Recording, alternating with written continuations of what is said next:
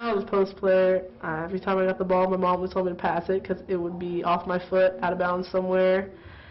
I was bad. Basketball didn't always come easy for modern day's Kaleena Mosqueda-Lewis. By her own admission, she wasn't even any good when she first hit the hardwood, playing a sport that she really had no desire to play.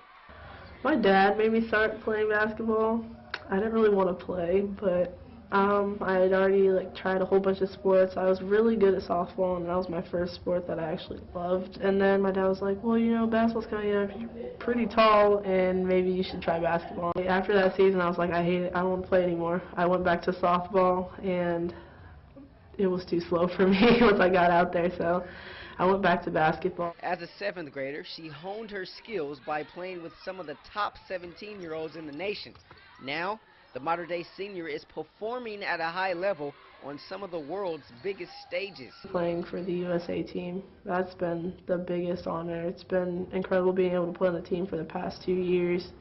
And going to Mexico and then going to Spain and France was awesome. Kaleena won 2 gold medals with the junior national team.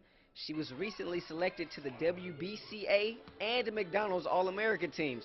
And as the top player in the country, next year she'll be taking her talents to the University of Connecticut.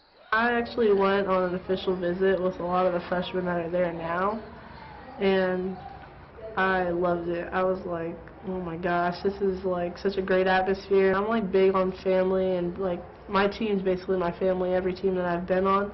And even though I was 2 years away from being in college, I was like, this just feels like my family right here. And I know Coach Cheyenne is going to push me to be the best player that I can be. I know it's going to be hard, and you know, people are going to say, are you ready for it? Are you going to be all right? But I mean, hopefully I'll be able to push through it and just go out there and play.